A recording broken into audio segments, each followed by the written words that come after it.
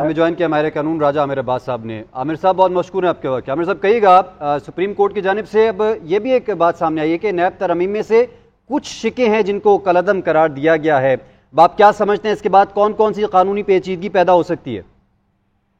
دیکھیے کافی عرصے سے سپریم کورٹ بھی کہہ رہی تھی کچھ چیزیں، کچھ شکیں جو نیب کی تھی وہ تھی، وہ اس میں عوام کو مشکلات تھی، جیسے کہ نیب کی عدالت کو بیل کا اختیار نہیں تھا، ضمانت نہیں تھی، فنڈ کا پیریڈ تھا وہ 90 روز کا بہت زیادہ تھا۔ لیکن ان شکوں کو ساتھ کرتے کرتے کیا پچھلی حکومت نے کیا کہ انہوں نے ایک تو وہ 50 کروڑ کا سلیب لگا دیا کہ 49.9 کروڑ ہوگا تو وہ کرپشن نہیں ہوگی۔ پھر سپریم کورٹ نے یہ کر دیا تھا، جو امینڈمنٹس تھی اس میں سیکشن 14 ایک بہت اہم تھا جس کے تحت جو برڈن آف پروف تھا کہ اس میں ثابت کرنا ہے کہ اگر ایک پبلک آفس ہولڈر ہے، ایک تحصیلدار ہے، اگر اس کے پاس 8 PMWs اور 6 لینڈ کروزرز ہیں تو نیب کو یہ اختیار لے لیا گیا تھا کہ وہ اس سے نہیں پوچھ سکتا کہ آپ نے کہاں سے لی۔ اب نیب کو ثابت کرنا تھا کہ بھائی آپ ایک تحصیلدار ہو اور آپ کے پاس اتنی پراپرٹیز ہے اور آپ نے فلانے رات فلانے کیس میں فلانا انتقال کرتے ہوئے یہ رشوت لی تھی۔ تو یہ ایک ایسا کام تھا کہ جو وائٹ کالر کرائم میں ممکن نہیں، کوئی کسی کو چیک کیا کسی پہ آرڈر کے ذریعے رشوت نہیں دیتا، وہ تو چھپ چھپا کے ہی دی جاتی ہے۔ اور اس کے علاوہ اس میں کچھ ایسی ترامیم کی گئی تھی جس سے کہ بے نامی ٹرانزیکشن کے اگر آپ کے بچوں کے نام پہ ہے تو والد سے نہیں پوچھا جا سکتا تھا کہ بھائی آپ کے بچوں نے کہاں سے لی ہیں۔ تو یہ وہ چند سیدھا ترامیم ہیں جس کو بظاہر لگ رہا ہے کہ سپریم کورٹ اپنے ٹرائل جب یہ ہیئرنگ چل رہی تھی اس کے دوران بھی اس پہ سوالات اٹھا رہی تھی، اور اگر یہ ختم کر دی گئی تو پھر یہ جتنے بھی میگا کرپشن کے کیسز تھے، جس میں منی لانڈرنگ کے کیسز تھے، جس میں یہ ٹی ٹی والے کیسز تھے، رمضان شوگر مل کا کیس تھا کہ جو کہ 50 کروڑ سے کم ہونے کے وجہ سے واپس ہو گیا تھا، یہ بہت سے کیسز ہیں جو کہ دوبارہ سے اب کھل جائیں گے اور نیب ایک مضبوط ادارے کے طور پہ بظاہر لگ رہا ہے کہ تمام چیزوں میں کارروائی کرے گی۔ ٹھیک ہے راجہ صاحب، یہ بھی اس میں بتائیے گا کہ یہ جو پوائنٹس آپ نے جن کا ذکر کیا وہ یقیناً قابل غور ہیں، لیکن جو ایک اہم سٹانس تھا درخواست گزار کا بھی اس کیس کے بارے میں وہ یہ تھا کہ کچھ خاص لوگوں نے صرف اپنے کیسز ختم کروانے کے لیے، ریلیف لینے کے لیے یہ ترامیم کی ہیں۔ یہ ترامیم کالعدم قرار ہو جانے کے بعد وہ کیسز اب وہیں سے شروع ہوں گے؟ کیا لگتا ہے آپ کو دوبارہ وہ اب قانون کے شکنجے میں آنے والے ہیں؟ بالکل، دیکھیے اگر ہم دیکھیں تو جو پی ڈی ایم کی حکومت تھی وہ تو کھلے عام کہہ رہی تھی کہ ہم تو آئے ہی یہ ہیں کہ اپنے میگا کرپشن کے کیسز کو ختم کیا جائے، اور جب ہم نے یہ قانون سازی دیکھی تو جس کو کہتے ہیں کہ یہ ٹیپیکل ٹیلرڈ میڈ تھی، کسٹم میڈ تھی، کیس ٹو کیس میں اگر کسی کی ہاؤسنگ اسکیم تھی تو یہ کہہ دیا گیا کہ 150 جب تک بندہ آ کے کمپلینٹ نہیں کرے گا تو ہاؤسنگ اسکیم کا کیس نیب نہیں دیکھ سکے گی، لیکن اس میں پتہ چلتا تھا کہ 130 بندے ہیں۔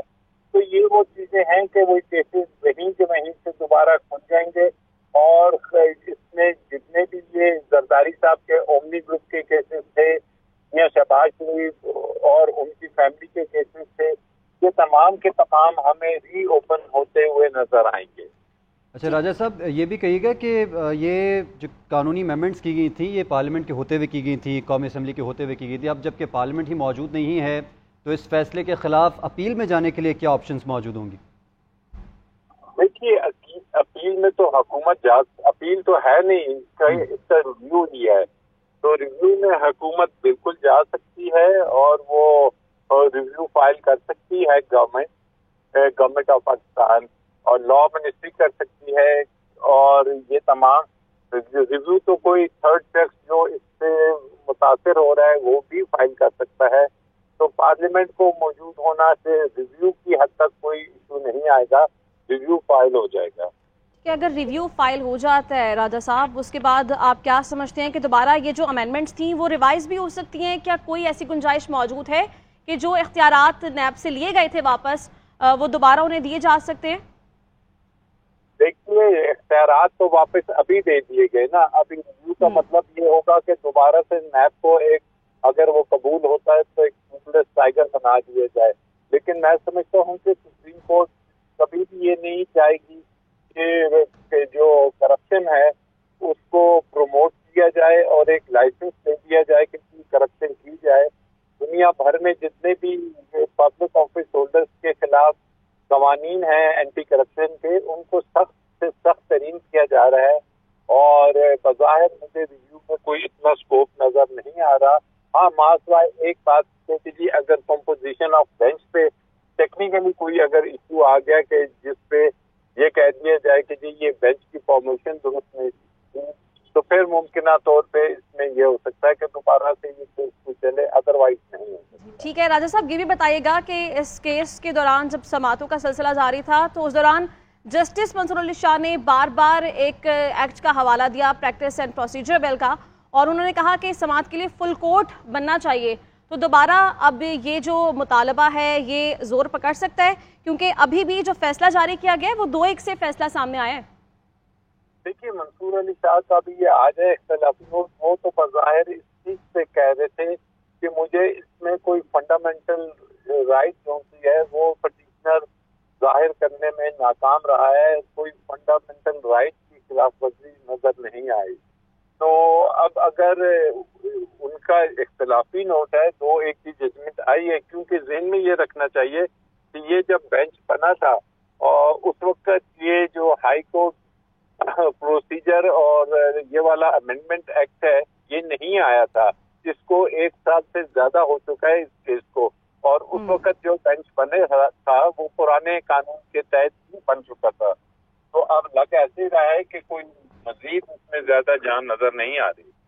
راجہ صاحب اگر ریویو میں جایا جاتا ہے تو اس وقت چیف جسٹس قاضی فائز عیسیٰ صاحب ہوں گے, تو آپ کیا سمجھتے ہیں فیصلہ ریویو کے بعد مختلف بھی ہو سکتا ہے؟ دیکھیے ریویو میں اگر وہ ثابت کر سکتے ہیں کہ جی کوئی ریویو کا اسکوپ بہت کم ہوتا ہے, جی کوئی ایرر ہے فلوٹنگ آن دا سرفیس,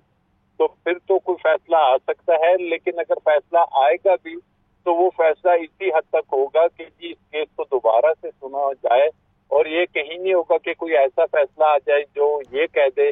کہ جی پارلیمنٹ کی جو امینڈمنٹس ہیں وہ درست ہیں. ایسا فیصلہ نظر نہیں آ رہا. ٹھیک ہے راجہ صاحب, یہ بھی کہیے گا کہ جب یہ امینڈمنٹس کی گئی تھی پارلیمنٹ سے, اس ٹائم کوئی اپوزیشن کا کردار نبھانے والا نہیں تھا, اور اس بات پر بھی بہت تنقید کی گئی تھی کہ اپوزیشن نہیں ہے اور بل اسی طرح پاس کروایا گیا. آپ کو لگتا ہے کہ آج جو فیصلہ سنایا گیا ہے وہ اسی چیز کو بنیاد بنا کر سنایا گیا ہے کہ صرف جو مخصوص جماعتیں انہوں نے اپنے مفاد کے لیے ہی یہ امینڈمنٹس کی تھی؟ دیکھیے this would be one of the ground, یہ ایک گراؤنڈ ہوگا, لیکن اس میں بنیادی چیزیں تو یہ ہوں گی. بالکل یہ درست ہے کہ پارلیمنٹ ایک تو مکمل نہیں تھی, جو سب سے بڑی جماعت تھی باہر تھی,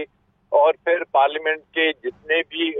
جو پی ڈی ایم کی 2 یا 3 مین جماعتیں ہیں ان کی ٹاپ کی جتنی بھی لیڈرشپ ہے وہ ان تمام میگا کرپشن کیسز میں انوالو تھی. تو یہ چیز سوال پوچھا گیا کہ کیا جو پارلیمنٹیرینز ہیں